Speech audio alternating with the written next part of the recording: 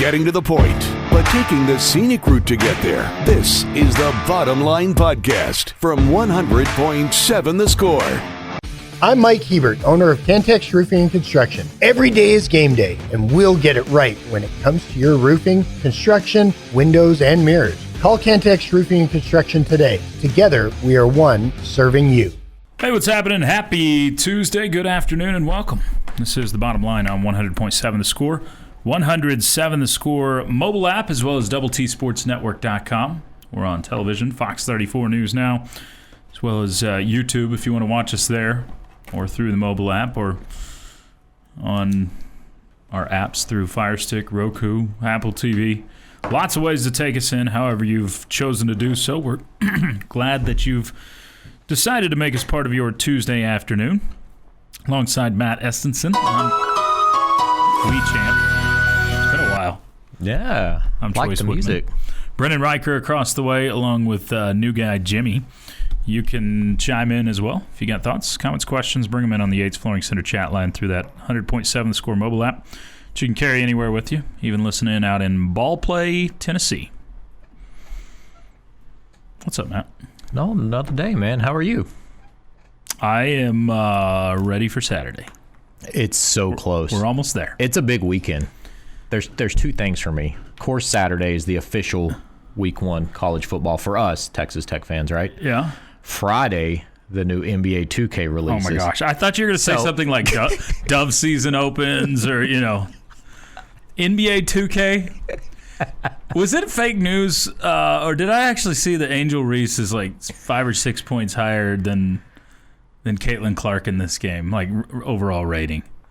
She's a few points higher. I got baited into clicking on it, and I don't know if it's real or not. Here's the deal. It's irrelevant that she's on the cover.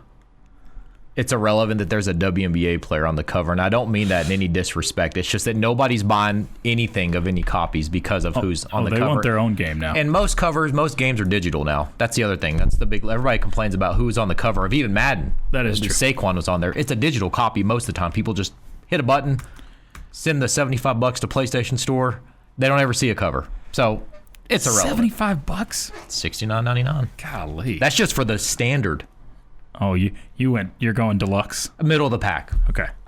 Why not? If you're already going to spend the extra, might as well go all in. Well, the last few years they did the NBA League Pass was free. If you bought the deluxe, you get free NBA League Pass. Okay. Great for me, right? Watch games all the time, but they took that away this year. So there we go. So Matt's excited for Tech football and NBA 2K this weekend. Yes. Maybe you're excited for Dove season opening or Labor Day weekend. Labor Day is probably more precedent. There's a lot of people that'll hit the Lake Cup on Saturday and maybe waiting till after Saturday and then go like Sunday, Monday for the Lake or whatever. But many people are counting the days to the weekend, as are we. We've got plenty to get into as we are, 9 days away from the NFL season opening up as well. We will get into some NFL topics, a few different things on that front. Of course, Texas Tech, and looking ahead to Arkansas Pine Bluff, really looking ahead to the Red Raiders because I don't think that Arkansas Pine Bluff is – I don't want to speak in absolutes, but don't think they're going to give you quite the challenge that ACU did in the first game. If they do, we should be a little nervous for the – Oh, that was a rough start to when ACU. That game was not what people thought. It was not what it was supposed to be. They were who they thought they were. They were a much different case and scenario. I'm not making excuses for that performance, but I mean, you had 9 or 10 former Texas Tech / West Texas kids on that team. Yeah, you had. Lubbock area, not just West Texas, but Lubbock area kids on that team. You had former coaches on that staff, and you had a decently talented team there. None of the above are going to be true about Arkansas Pine Bluff, including the decently talented part. This is a team that struggled last year. It's a team that lost most of their best players, even after struggling last year and going 3-9. So This is all about Texas Tech, seeing the new players and getting to taking a look at all the new and shiny things for the Red Raiders this weekend. Yeah, I'm not expecting much. Only negativity could come out of this game. And what I mean by that is if You're you exactly just right. underperform and you're not running a scrimmage-like scoreboard up on this team, and again, no disrespect to them, all you can get is negative out of this. What my expectations are, and what probably most is that this is halftime blowout. Let's get all the new, like you said, shiny toys, the new transfers, some backups in, and let's really see who we have on this team, because we should be gearing up, because you've got this game, and then you have Kent State, and then really Oregon State is what everybody's deeming as the first tough battle. So I really just want to see almost a shutout on defense. I really don't have fear of our offense, even with the loss of Joyner. I think we have enough weapons. Yeah, I agree. And we have Barron leading the charge. I think we're fine. I want to see no points. A lot of 3 and You want outs. to throw up a 0, huh? I think that's doable. I've got a 1-0 for their score, I believe. Okay. So That's what I actually predicted, I think. I put 10. I either put 10 or 13. That's funny. But it's close. That's exactly what I can't remember if I put 10 or 13, but it was. We didn't call each other, I promise. No, I don't remember what I've put. Jamie will put out our predictions in an article up at DoubleTSportsNetwork.com a little later this week. But, check it out. This should be a really good defensive day for you. I mean, and you can only go off of what's on paper right now, but Pine Bluff, I mean, they got some small offensive linemen, and you have some absolute beasts on the defensive line. Unless they have a game plan to just throw a screen pass, quick, get the ball out of the hand of the quarterback a whole lot, I think you're going to see him on his butt quite a bit on Saturday, and should be men versus boys. You know, no disrespect. You've said that a couple times. I love how we keep saying it like we're disrespecting them. Oh, that's exactly what it is. It's like if you throw with all due respect there out in front, you can say whatever you want, right? When you say no disrespect, It's more disrespect disrespectful. is implied. Yeah, absolutely it is. But it should be men versus boys out there when you're looking at the size comparison, when you're looking at the depth, everything in this game. Again, I say should be, because you've had some games, especially in openers, over the last few years that have not gone as scripted.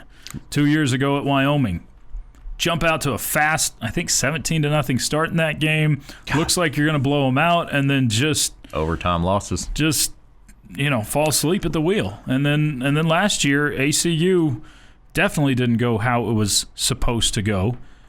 So it's college football. You never know what's going to happen. But like you said, the only news that comes out of this game is bad news. Let me ask you a question, and I haven't looked at the numbers. I tried looking, and there's nothing in terms of betting that I've seen on the game. But just a personal question: would you be more upset if we didn't break 40 offensively, or we gave up 20 defensively?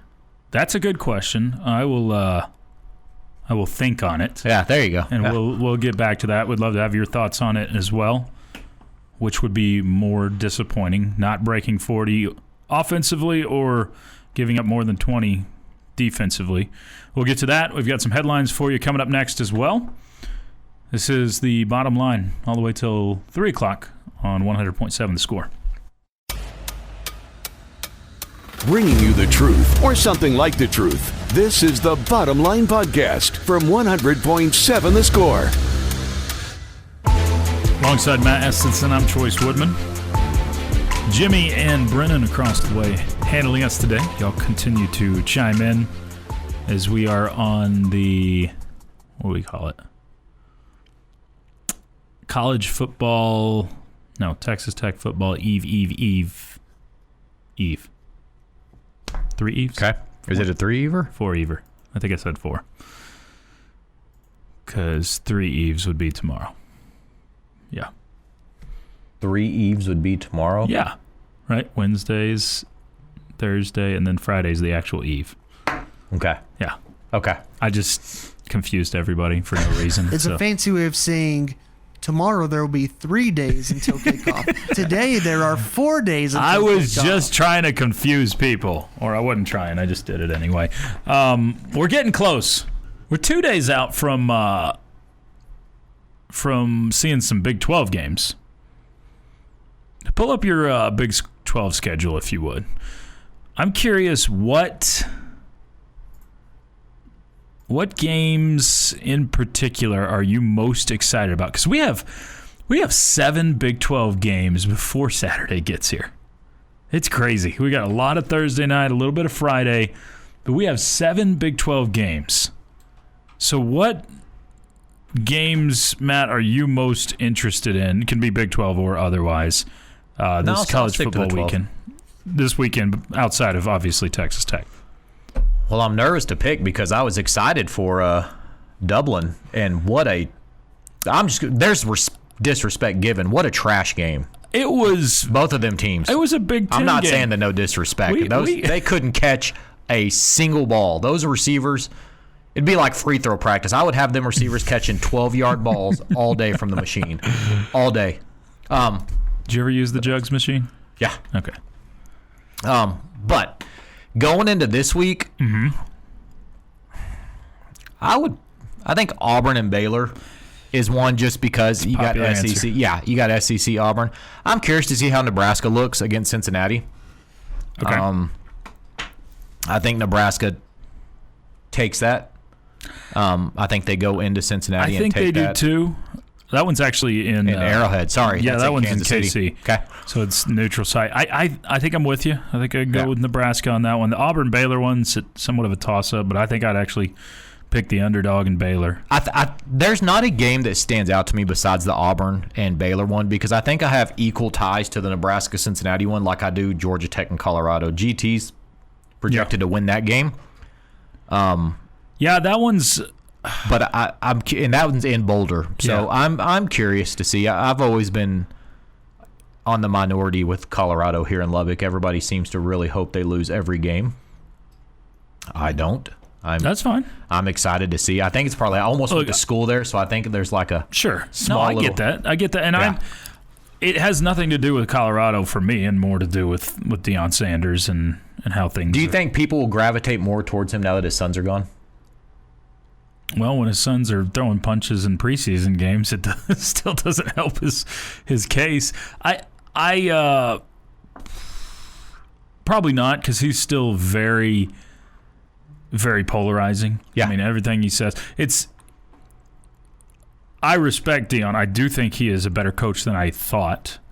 This year's more of a prove-it year, too, to see how much better of a coach he is. Because if they go win 7 or 8 games this year, I'll say, all right, he's a good coach. If they fall short of a bowl game, then I'll say, all right, you had 2 amazing players on your roster last year.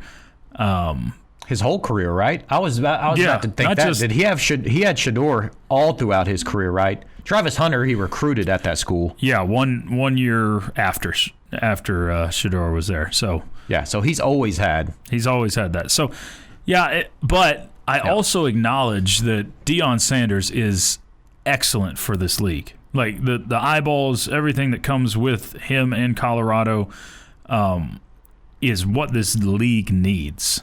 So I can sit there and not like him, but also understand I don't want him to go away. I want him to, honestly, without actively rooting, I think we should know that Colorado needs to have success because it helps the league. There's a direct correlation there. So, like in that game, I won't sit there and root for Deion, but I'll root for Colorado for the league. I know we need that. Yeah, I would like to see Cincinnati and Colorado come up victorious and pull the upset. I mean, that's Honestly, what you should want for all Big 12 teams is to start the season, 1-0, of course, excluding teams that play each other. But sure. So those are the prior to Saturday games. Yep. Those are the big ones. You got 3 Power 5 versus Power 5 matchups. Then the Iowa State versus South Dakota and the Kansas State versus North Dakota. Those are interesting ones to me, especially the South Dakota one because South Dakota is a good football team. and Iowa State is a 14.5-point favorite at home after coming back from Dublin. I mean, there's no rest for those teams. It's come back, have a weird schedule for the week, be out of whack, try to fight the jet lag, and then play a football game on Saturday. So I'm curious to see how both – I still think both will win, but I definitely wouldn't bet on the side of the Big 12 teams in those games because of how weird the schedule is. And then the other really good game, or anticipated really good game, is Utah and UCLA. Yeah. From the Rose Bowl. That's another one. I can't stand Utah fans. They are very flippant towards the Big 12. Okay. Almost like we're still too good to be here, even though they went 2-7 in league play last year. But I also can't stand UCLA, so I will go. Utah needs to win that game. There is one Big 12 team that I'm rooting against. It happens on Monday. Oh, yeah, North Carolina over TCU, yeah.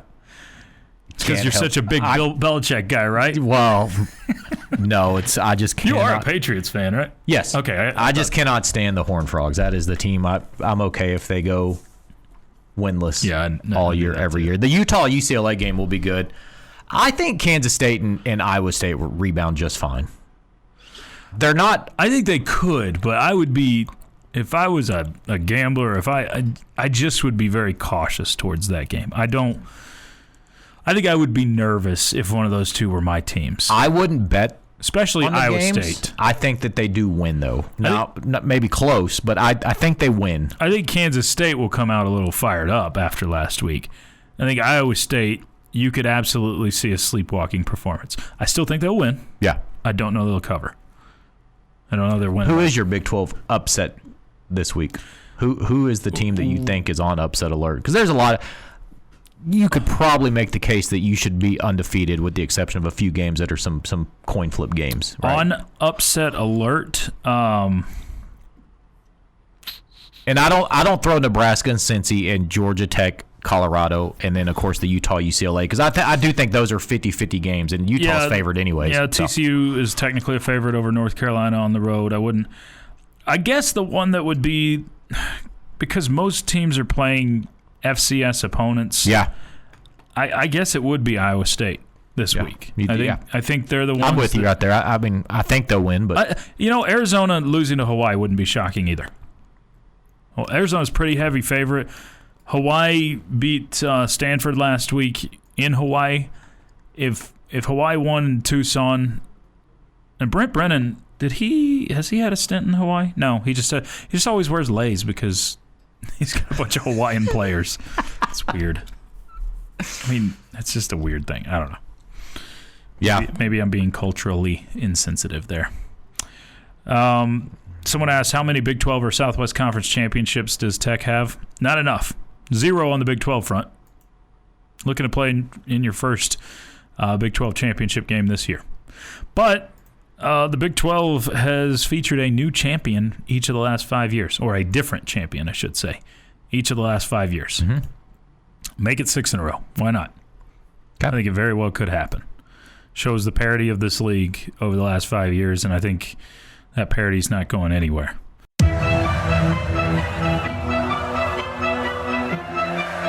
Bringing you the truth, or something like the truth. This is the Bottom Line Podcast from 100.7 The Score. Thanks for making us part of your Tuesday afternoon.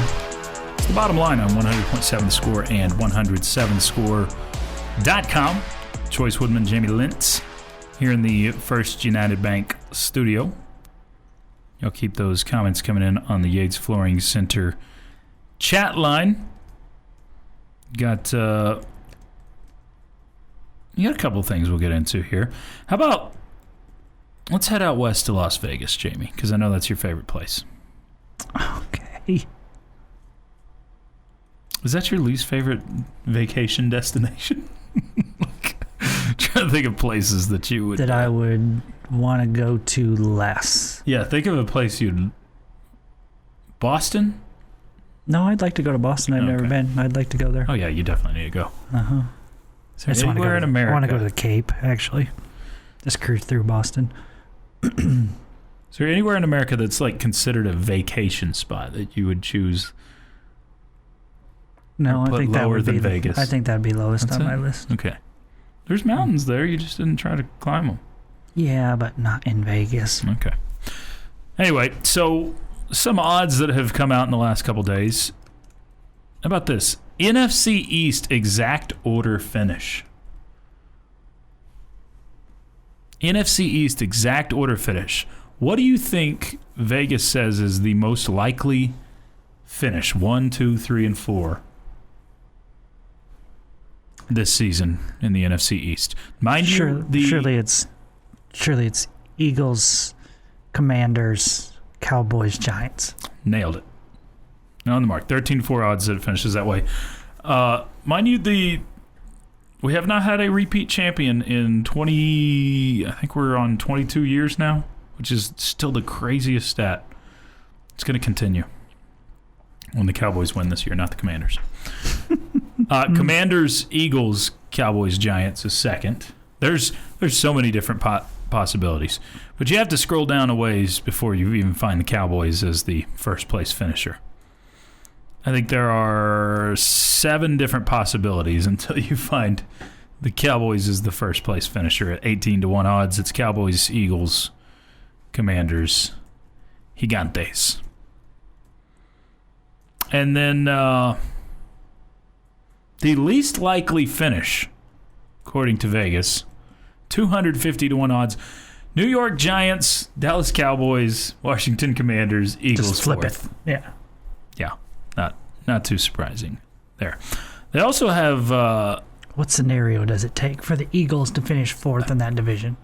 Because I don't think Jalen Hurts being hurt would be enough. No, it would take Jalen Hurts being Barkley, hurt. Even their defense is so good. Yeah, that's what...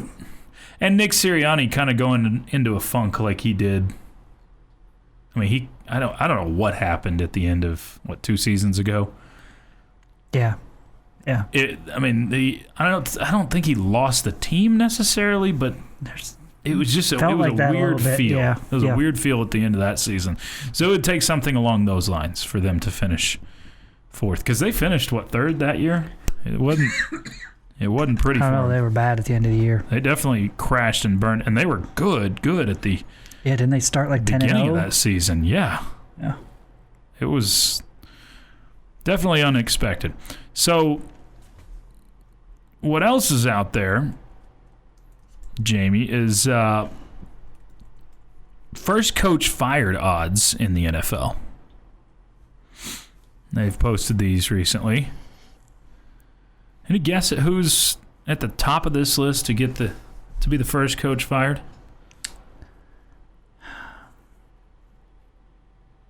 Dolphins guy. There you go. McDaniel. Mike McDaniel. Man, it is crazy how fast you can fall from grace in the NFL.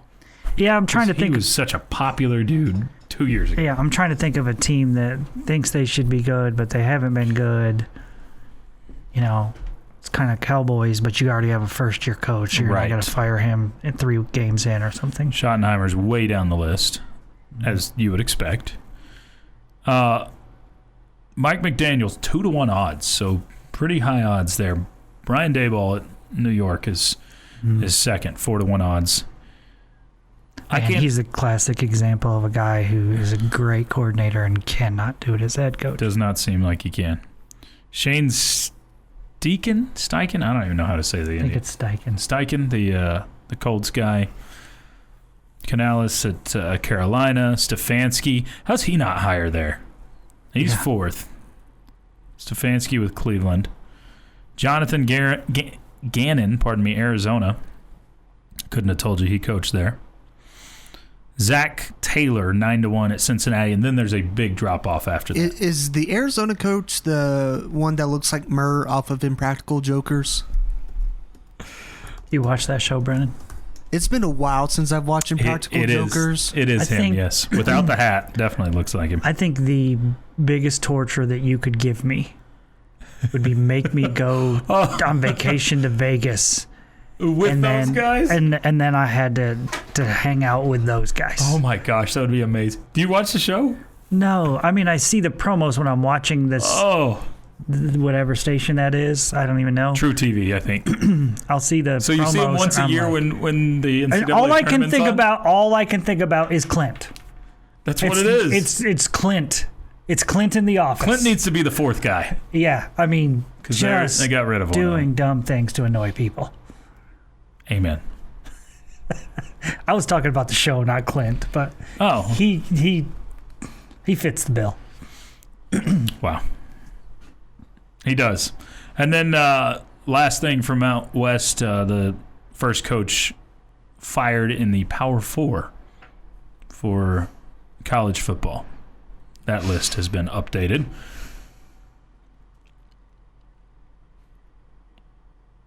Don't overthink it. I'm drawing a blank, dude.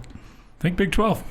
Cincinnati? Number 1. No, Brent Brennan. Brennan, yeah. Arizona. And he is just on his second year, but it feels like his leash is very short out there after how good they had it. I mean, you're talking about Fish reviving the program and Brennan burying it. It's a bad time to be named Brent. Brent Brennan, number 1 on the list. Brent Venables, number 2. Brent Pry at Virginia Tech, number 3. Goodness. And Sam Pittman, Arkansas. Hugh Freeze is 5th.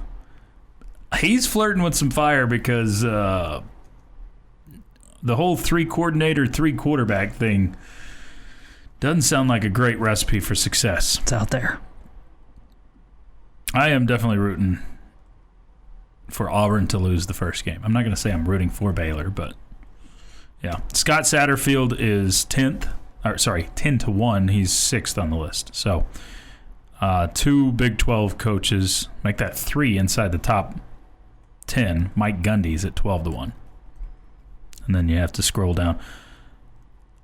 You got to go all the way down to 33-1, but 4th coach from the Big 12, Joey McGuire, tied with Sonny Dykes. It's not going to happen. Well, I mean, what would it take for Joey McGuire to get fired in the middle of this season? A complete plummet? I don't. Lose 2 of 3 in non-conference play. Then lose. Then drop the first 2 Big 12. So you're. I'd still be even more than that. 1-4. I think it'd be more than that. It's not going to happen. You'd be lighting your money on fire. Y'all keep hitting us up if you'd like to. Thoughts, comments, questions.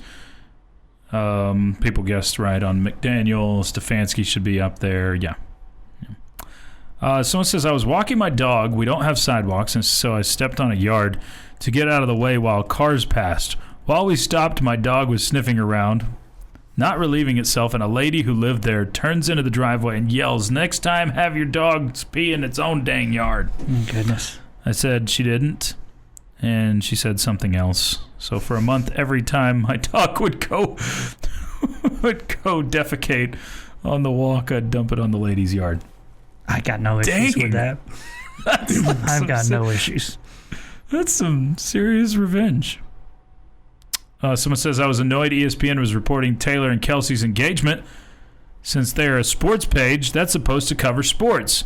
But then I realized I listened to 12 hours of sports radio a day that talks about 20% sports at best. Okay. Is he referring to us? I would guess so, but I don't know. I think we're a little over 20%. Morning Drive is very offended. I think we're a little taller than 20%, but it's whatever. And then there's pictures of dogs on the chat line. Just the best reason to go check out the Yates Flooring Center chat line. Finn and Jax have shown up. It's the bottom line. Got a question of the day coming up next on 100.7 The Score. Getting to the point, but taking the scenic route to get there. This is the Bottom Line Podcast from 100.7 The Score. Glad to be part of your Tuesday afternoon. It's the Bottom Line on 100.7 The Score and 107 The Score mobile app, double2sportsnetwork.com. However you're taking us in, we are glad you've chosen to do so on this Tuesday afternoon. Half hour from now, we will get some our first edition of the 2025 Big 12 Power Rankings. I got mine ready. You ready? I'm ready. Did you have trouble getting all 16 teams on there? 'Cause that's always a struggle for me. I'm like, who am I forgetting? Sometimes it's Texas Tech because I'm so focused on getting all the other schools on there. But I was looking at a list. okay, So TCU was the forgotten school this time around. But we'll have that in about 30 minutes. Right now, let's get to a question. Time now for Jamie's question of the day on 100.7 The Score. Brought to you by someone not named Jamie and presented by Connecticut of West Texas. Life's hard, your water shouldn't be. Jamie, yes, Choice. I want you to tell me the player that you want to see the best performance out of on Saturday. And secondly, I want you to tell me the player not named Baron Morton who needs to have the best season overall for Texas Tech to have the best season as a team. So two-parter. First is Saturday you want to see the best game out of, and we're going not named Baron Morton on both, by the way. Okay. That needs to have the best season. Best season. And who I want to see play well this weekend. Correct. I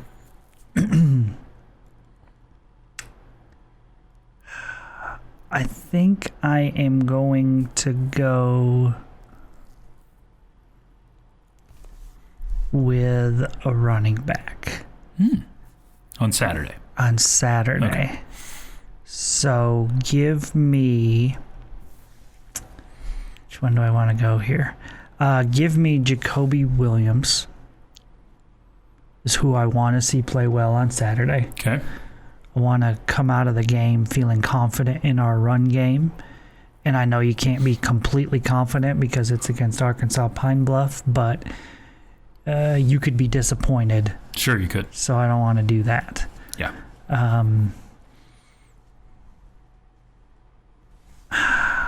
For the season,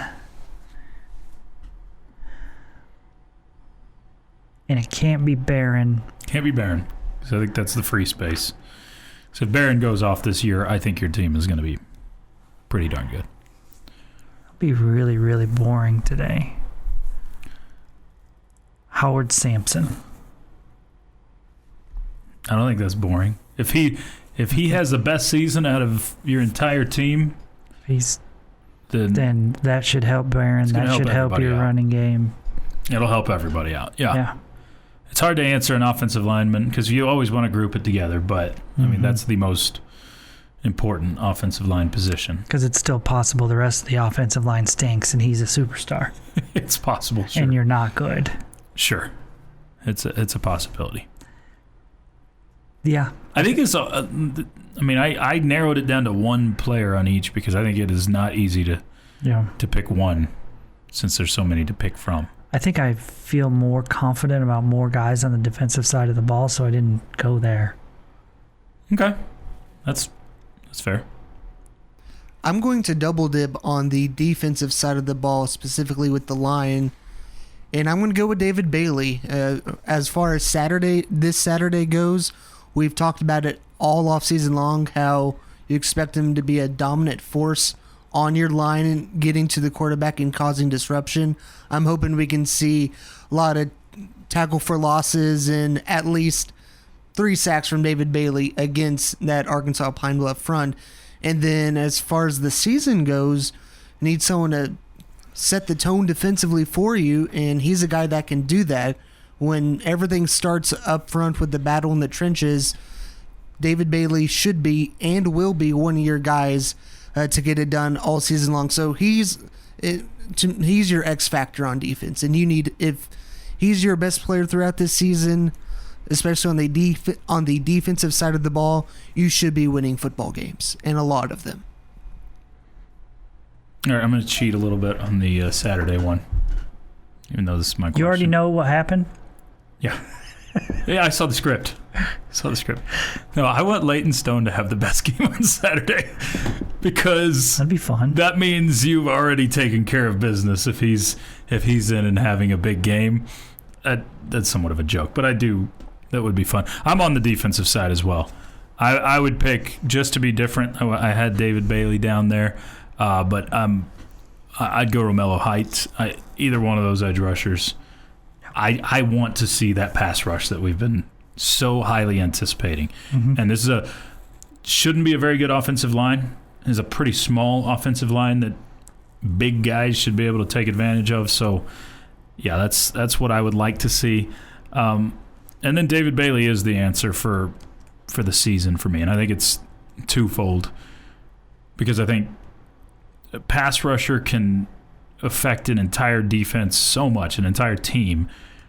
If you can get pressure on the quarterback, it's going to change the entire outlook of your defense. So if David Bailey lives up to the hype and is your best player on this team, then I think that's a good thing, obviously, for the production on the field. But I think it also, Jamie, I think it confirms other maybe future players' decision to come to Texas Tech. Of, hey, they went and got the best pass rusher out there. He did well at Texas Tech and went and got drafted high. Then I think it's like, okay, that's more reason to come to Texas Tech. Yeah. So I think you can definitely reap some benefits of beyond just this year if David Bailey goes and lives up to all the billing there. But man, I think you've got so many. I've never gone into a season the way we are this year and just felt like, man, I'm excited to see this guy. I'm excited to see this guy. I mean, there's the normal preseason excitement. There's the normal, yeah, this guy's new, or let's see the step Coy Aiken takes forward, or see. We have that normally in an off season or going into a season, but never have I felt this confident in a roster as a whole where you look, man, you got some good offensive linemen there. You got a couple of good options at running back. Pass catchers seems to be pretty stacked in that group. And that's just the offensive side. It's crazy. You can just look up and down this roster and say, all Big 12 potential, all Big 12 potential, all over the place. And that's why every time I start to doubt what I think will happen this season, which is Texas Tech being the Big 12 champions, I look back to the roster. I'm like, there's no guarantees, but you have the best roster in this league. And I think if you asked coaches everywhere and they were being truthful about it, I think they would tell you the best roster, top to bottom, in the Big 12 is in Lubbock, Texas. Yeah, yep. I think that's what they would tell you. They may not be happy about it, but I think if they were honest, that's what it would be. Someone says mine would be John Curry, sophomore who had earned an important role on defense. Yeah, we learned yesterday that he's going to be the starter at the, what's our position? Star? Okay. I never remember it because it's been the Raider, it's been different. It's the hybrid position, the linebacker safety hybrid.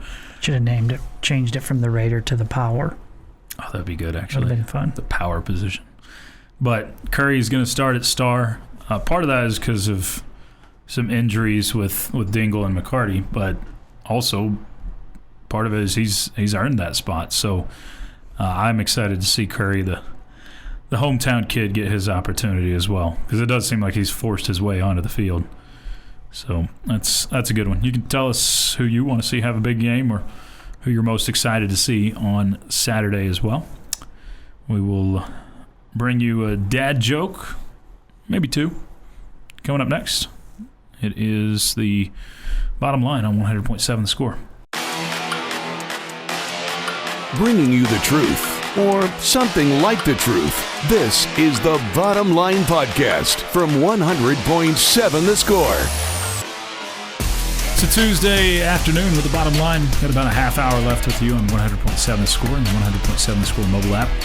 Chois Woodman, Jamie Lent, Brennan Riker, Jimmy Cook, all with you this afternoon. And Jamie has our statement for Tell Me I'm Wrong, I think. Yes, I think he does. I was hoping so. What do you got today? All right, Choice. We're going to talk about this weekend's football game. That's good. Okay. I was hoping you'd go there. We're all looking for big things because it's an opponent that feels inferior to the Red Raiders, and we're all expecting the Red Raiders to put a whooping on Arkansas Pine Bluff. We all are there. Okay? I'm here to tell you today that you will not have, on Saturday, your quarterback will throw for less than 200 yards. You will not have a 100-yard rusher, and you will not have a 100-yard receiver in the game on Saturday. You said less than 200. Less than 200 for the quarterback. Let you not have a 100-yard receiver and not have a 100-yard running rusher. Back. Yep. You are 2/3 wrong. 2/3. 2/3. You think you're going to get the quarterback and receiver? Yes. Okay. I think they'll be in long enough to. I think you're going to. I think you're going to see like 10 or 11 different guys catch balls. Eventually, I do think you'll get there. But I think Joey McGuire's style in these sorts of games, when they've gone the way they're supposed to, has typically been first drive of the second half for the next group. And then, I think North Texas is our best example from last year, and West Virginia. Except maybe West Virginia are in for even a little longer than that, but this is the last game of the season. But based off of that, I think you'll rack up 200 passing yards in the first half. I do. I think you're going to be pushing 300, 350 yards of offense in the first half. I think it's going to be a big – and heck, part of it is I'm buying what they're selling on the big play stuff. Mm-hmm. Caleb Douglas or Coy Aiken could have 70 yards on one play along with Baron Morton, and it wouldn't be shocking to me. I actually kind of expect a play or two like that on Saturday. So I don't know what to think at running back. I think you're going to split enough time with those two. But I still think one of them could even push the 100-yard mark because you'd probably be running the football for the better part of the second half. So maybe you do end up eclipsing that number. But I do think I feel pretty confident you'll be wrong that on at least one of those numbers. I'm not going to say you're wrong for two of them. I don't know if you'll have a rusher for 100 yards, and I don't know if you'll have a receiver for 100 yards.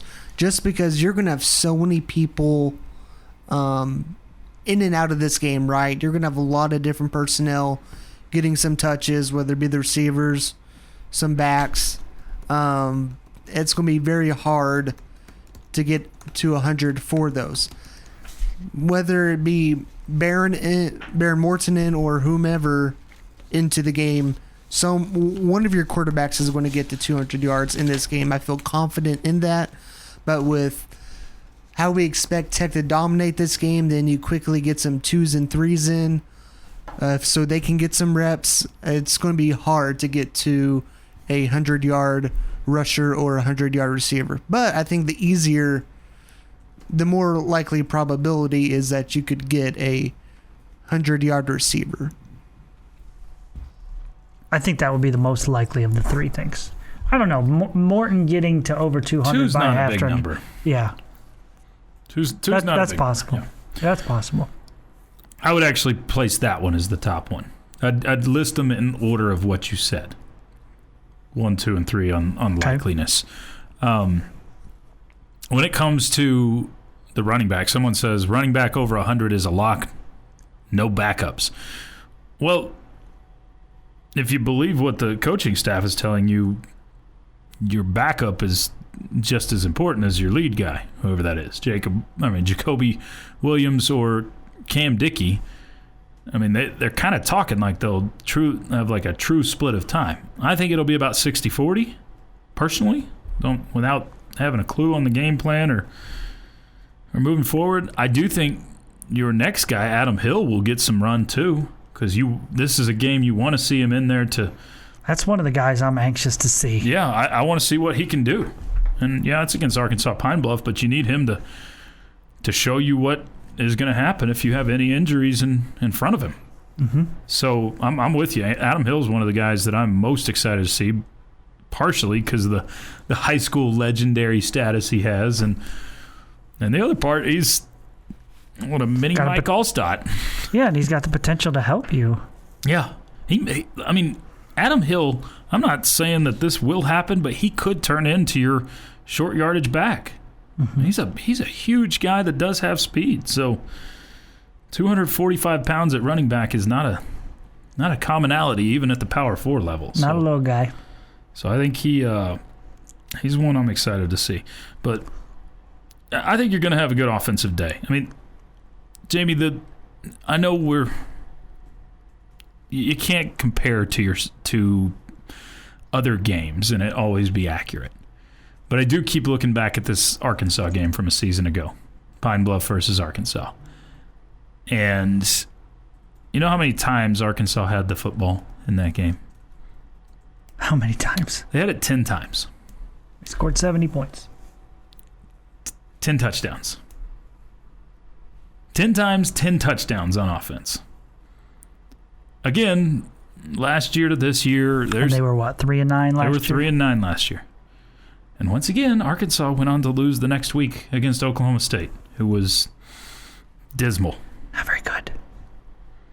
So the whole theory of transitive properties, it doesn't work. It's been proven wrong a million times, especially in college football.